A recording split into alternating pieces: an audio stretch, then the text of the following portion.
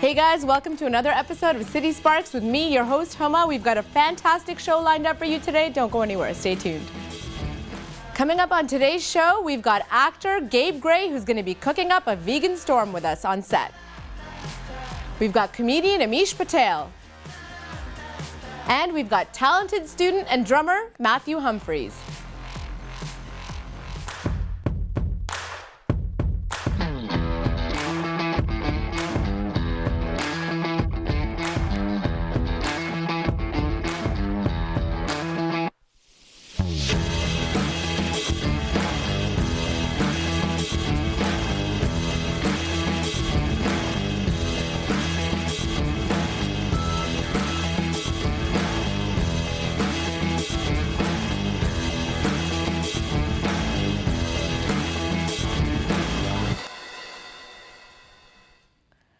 And welcome everyone to City Sparks with me, Huma. I'm here with my first guest, talented student and drummer, Mathrew Humphreys. Mathrew, welcome to the studio. Well, thank you very much for having me on the show today. It's great. You are such a local talent, and I saw your news articles and everything, so I had to get you on. Now, let's start off by talking about this scale model that you were featured in the Brampton Guardian for. So tell me about this. This is great. So this model I've come up with today was a model of Brampton's new Peel Memorial Center. Replaced the old Peel Memorial Hospital located in downtown Brampton. And I created this during my 4-month civil engineering co-op tenure and my high school Cardinal AJ secondary school. And reason being was at the end of the semester we were required to do a co-op showcase, right, to showcase the our workplace, things like that, the occupation, different things, show to the public, right, and the other students. So I figured it'd be good to enhance my project by creating a visual aid of the actual site I was at. Very fortunate enough, I had access to a bunch of the actual schematics of the building, and I was able to find the real dimensions, convert them from scaled to real dimensions, then scale them back down to 1 to 160th scale, which is what this model is created to, and I was able to replicate the actual building. So it's really nice to see somebody who's mathematically inclined and also artistically inclined, because I myself am more artistic, and just hearing you say that is like hurting my thought process right now. I'm like, how do you even come up with this? So you actually had like, well, you want to be a civil engineer. That's the ultimate goal. Yeah, and so how long did it take you to come up with this or make this? And how long was the process of kind of taking all of the measurements and everything and kind of downsizing it and making the model? Well, including mathematical conversions as well as compiling my materials and the actual construction, it took approximately 190 hours to complete. Oh my goodness. So over the course of about a month, with putting in 2 months roughly, putting in tons of time. I spent a few all-nighters getting the thing done. I can imagine. The vision of the finished product is what keeps me going. That's what I always like to tell everyone, you know. It may be tough at first, but if you keep putting the time in, get it done, it's going to be really rewarding, hence why I'm sitting on this fine television show this evening. So you did this all by yourself? All by myself, yes, unassisted. Wow, excellent, excellent. And you were doing an internship at the time, I believe. Yes, correct? with PCL Construction, oh, yes. Oh, nice. So what are your future goals? Is that civil engineering is exactly where you want to go? Yes, civil engineering, or so the bridge design and building design. Also, I'm thinking of actually enlisting in the Canadian Armed Forces after I get my bachelor's degree in science. In civil engineering for becoming a combat engineer. Excellent. Amazing. Well, this is fantastic. Now I want to kind of focus more on your musical side. Because you're so much going on in one person, which is great, which is why I wanted to bring you on. Now, you're a drummer. I saw some of your drummer videos on YouTube, and you're phenomenal. When did you start drumming or realize you had a passion for that? I started drumming from a very young age, actually, thanks to my dad. He was very immersed me in music from a young age, and he actually had the kit. The kit I play on, it was actually his from when he was 16 years old. Wow. And he showed me a few songs, some Bryan Adams tunes for simple stuff. I love Bryan Adams. Great musician. Great Canadian, that's right. Absolutely. Then I kind of took a break for a while, and then I started playing again in grade 7.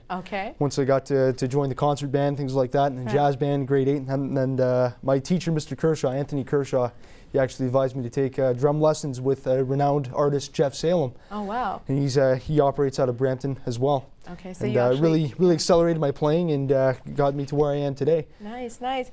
So you actually took lessons, and I'm assuming your dad taught you kind of your first few lessons. Yeah, right? some of the basics, you know, right? How to play along and stuff. Right. So what do you enjoy? Do you write music or partake in any other musical? Do you have any other musical talents there? I've co-write some of the songs. My hard rock band based out of Brampton is called Blitz with 2 other members, Jacob Turk and Christopher Saunders, and I also do a variety of session drumming with 3 other bands. Infirmary, a punk band, Laugh at the Fakes, a metal band, as well as the Hollow Bodies, a country rock band. Excellent. So it's good to be very versatile and, be able to play different styles of music and put myself out there. Absolutely, and we're going to give our audience a little taste of your talent through the magic of television. So we're going to take a little break and get your drum set set up in here, and you're going to do a performance for all of us and show everybody what you're capable of. Sounds excellent. Don't go anywhere, guys. We'll be back with lots more.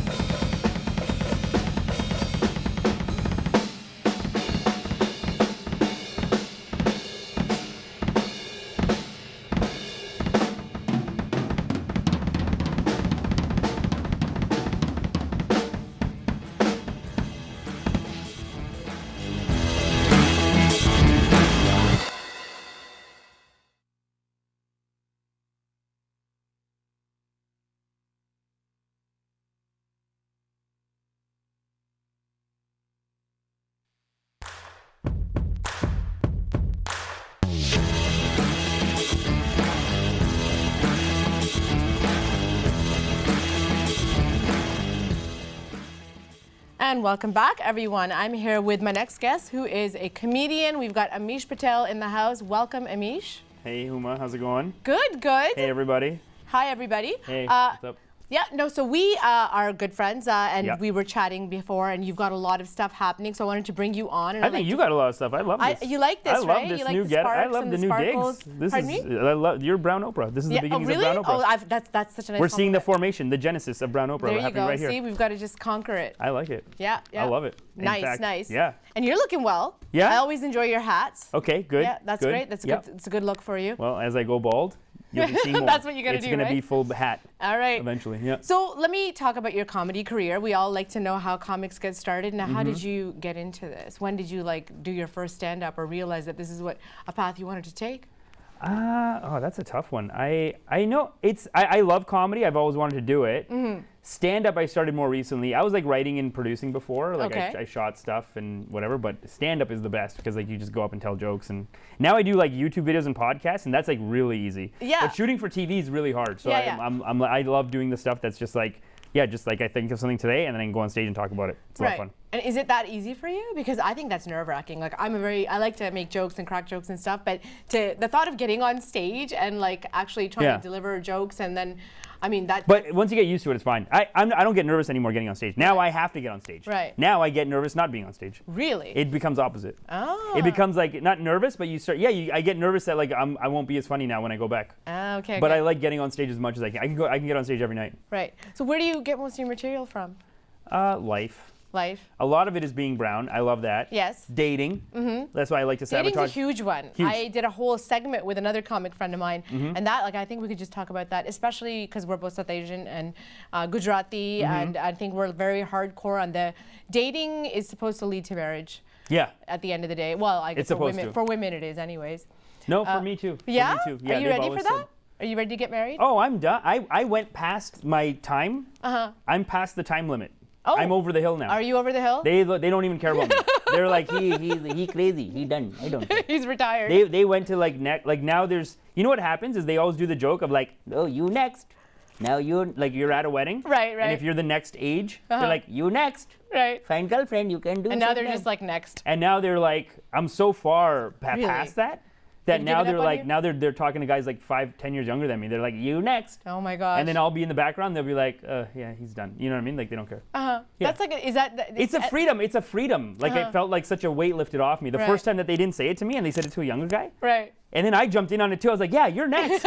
Yeah, when are you You're going to do the it? uncle now, giving all the Now advice, I'm the right? uncle. I like it. Nice, nice. I retired. So you have a YouTube channel and you're Yep. doing a lot of funny videos on there.